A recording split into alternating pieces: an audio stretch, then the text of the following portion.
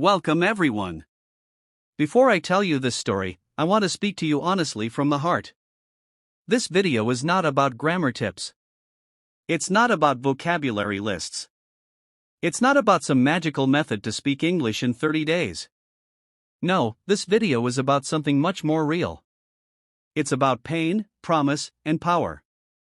Because if you're someone who's ever felt too scared to speak English, if you've ever felt small in a room full of confident people, if you've ever stayed silent, not because you had nothing to say, but because you didn't know how to say it in English, then this video is your story, too. You will not just watch my journey. You will feel it because I was just like you. This is the story of how I went from someone who was too afraid to speak even a single sentence to someone who today speaks English confidently, not perfectly but freely. And the best part, I didn't have a teacher. I didn't go to coaching. I didn't have friends who spoke English. But I had something else, a reason, a fire, and a promise I made to myself. In this video, I'm going to take you inside my life. I'll show you every step, the hard days, the silent nights, the embarrassment, the failures, and how all of that turned into strength, into confidence, and into real fluency. You will learn how to start your English journey alone. How I trained myself without classes. How I made English part of my life. How I kept going even when I wanted to quit. And how you can do the same starting today. But most importantly, you'll learn that you don't need to be confident to start. You just need to start. If you stay till the end of this video, I promise you'll never look at English the same way again because this story could be your story. Let's begin. Part 1, The Promise. My name is Liam. I'm 19 years old. I come from a very small town, the kind of place where people don't dream too big. My father is a mechanic. He fixes cars. My mother works as a housemaid. We don't have much money, no smartphones growing up, no internet, no English books at home. We spoke only our local language. Growing up, English felt like a rich person's language. I used to see people on TV speaking fluently and smiling. And I always thought that will never be me. In school, I was good at reading English. But when the teacher asked me to speak, I froze. My mouth would go dry. My heart would beat fast. I remember one day in class, I was asked to say just one sentence. My name is Liam, and I want to be a teacher. That's it. But I couldn't do it. I stood there shaking. The whole class laughed. That day, something inside me broke. Not just because people laughed, but because I knew I had something to say and I couldn't say it. That night, I walked home alone. I didn't talk to anyone. I just kept hearing the sound of people laughing in my head. I looked at my reflection in a shop window and I whispered, one day I will speak English. I don't care how long it takes. I don't care how hard it is. I'll do it. That was the moment I made the promise. I didn't tell anyone. Not my parents, not my friends. This was my war, my mountain, my secret mission. From that day on, I decided I will train myself. No coaching, no teachers, just me and my voice. And that's how it started. With one promise. A quiet, lonely promise made by a 19-year-old boy who had no idea what he was doing. But who had one thing stronger than fear, the decision to never stay silent again. This was just the beginning. Part 2, The Struggle Begin. After I made that promise to myself, I felt strong for about one day. The next morning I woke up early, washed my face, stood in front of the mirror and said, today I start speaking English, but nothing came out. My mind went blank, my throat closed. Even though I was alone, I still felt, watched, judged by myself. I tried to say something simple, just one sentence. How are you? But it felt like I was pushing a heavy rock out of my mouth. I realized something painful that day. Learning English is not just about words. It's about fear. And that fear lives inside your body. My hands were sweating. I felt stupid. I thought, why is this so hard? I know these words. Why can't I say them? That day, I recorded myself speaking. I used my father's old phone. I tried to say, "My name is Liam. I want to learn English." I recorded it and then I played it back. When I heard my voice, I wanted to delete it immediately. It didn't sound like me. It sounded broken, slow, embarrassed. I had pauses in the wrong places. My pronunciation was wrong. I sounded like someone who didn't belong. And suddenly, I started crying.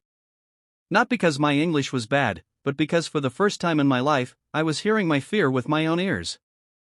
That night, I couldn't sleep. My brain kept repeating that one line. "You're not good enough. You'll never be fluent." The next morning, I thought about quitting. I thought maybe this was stupid. Maybe English was not for people like me. But then I remembered the promise, that quiet promise I made while looking into a shop window, walking home in silence. And I decided to try again. This time I changed something. I didn't try to speak perfect English. I just tried to speak one sentence with feeling, not grammar, just feeling. I looked into the mirror and said, "I want to be better." That was it. That sentence was not complex. It wasn't even about English. But I said it with emotion, with truth. And for the first time, I didn't feel weak. That one sentence became my daily habit. Every day before school, I would wake up 15 minutes early. I'd lock the bathroom door. And I'd speak to myself out loud. Even if it was just 2 or 3 lines. Sometimes it was. "Today is going to be a good day. I am trying my best. English is not my enemy. I can learn even if I'm slow." At school, nothing had changed. I was still silent in class. I still avoided conversations. I still didn't raise my. But something had changed inside me. Even if no one else could see it, I had started my war. And every sentence I spoke alone was a tiny victory in that war. But let me be honest with you, those early days were not beautiful. They were full of pain. People don't talk about that part enough. They don't tell you what it feels like to try your best and still be invisible. To practice speaking alone for weeks and then fail again the moment someone actually asks you a question in real life. It happened to me 2 weeks after I started mirror practice. I was at the small grocery shop near my house. A man visiting from the city came in.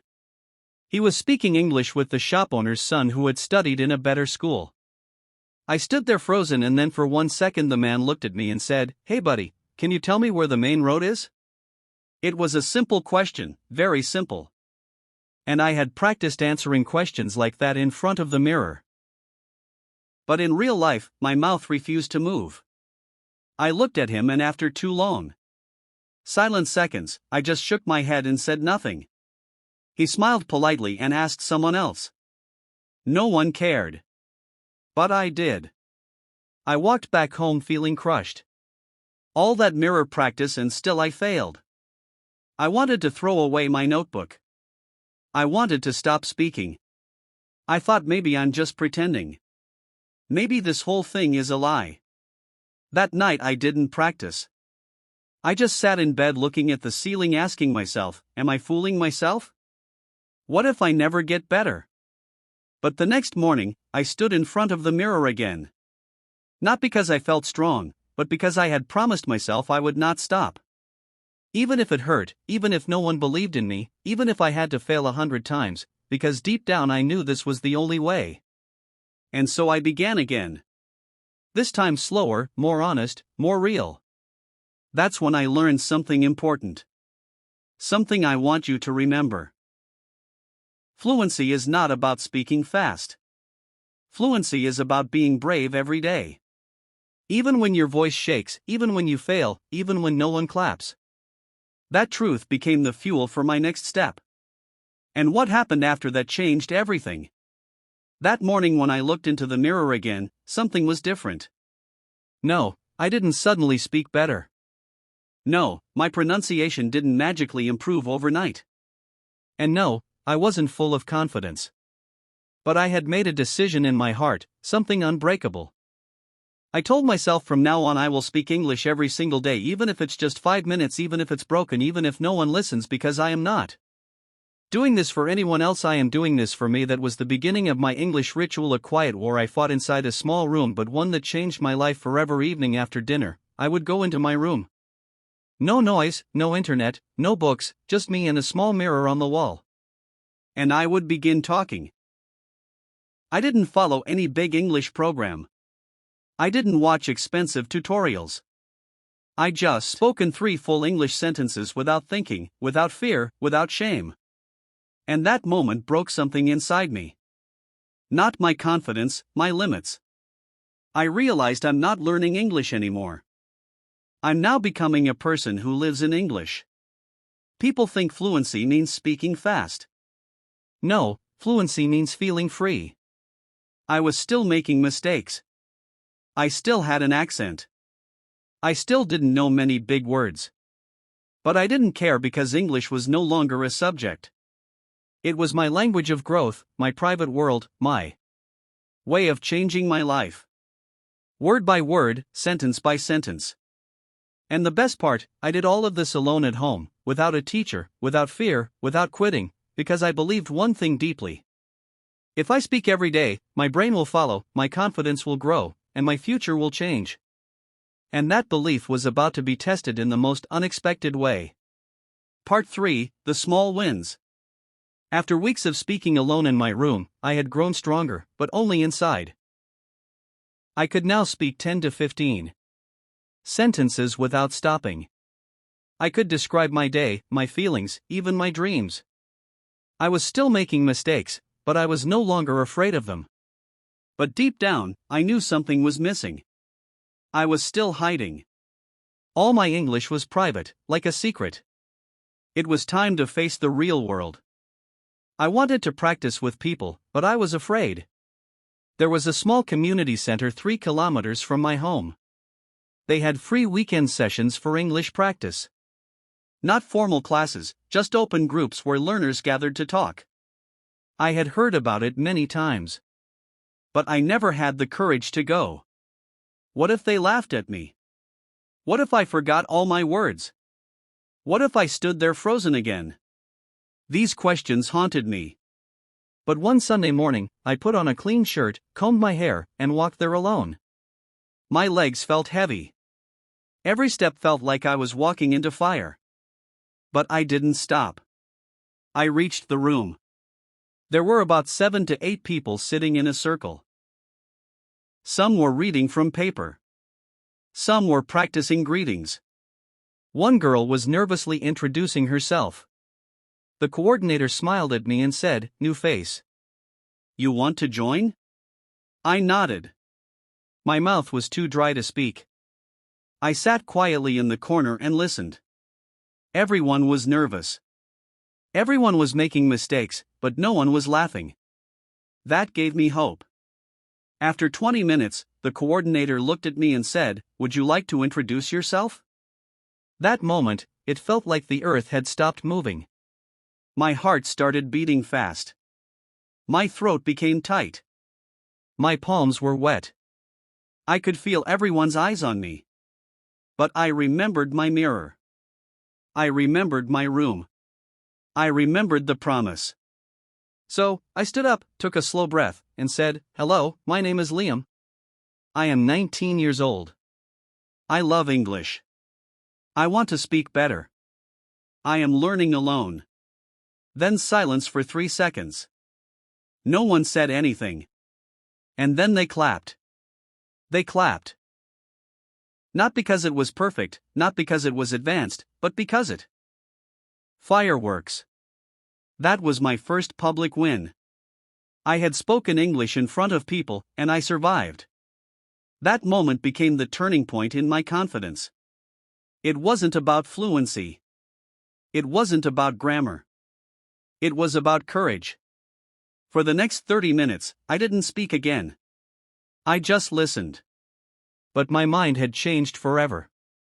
Now I knew I can do this. Even with fear, even with broken sentences, I can speak. I started going. Every Sunday and every week, I grew.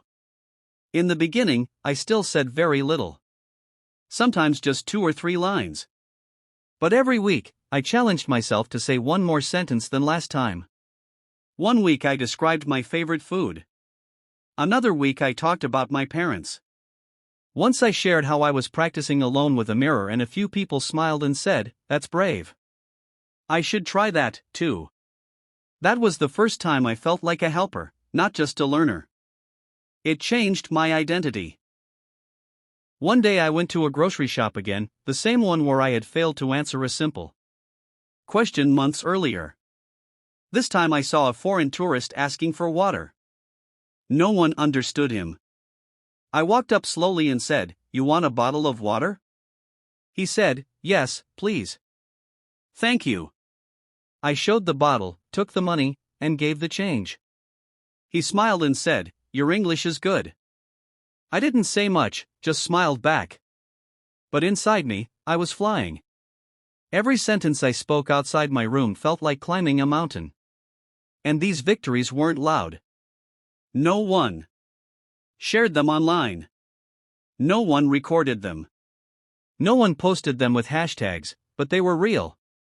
Every sentence was a step away from fear.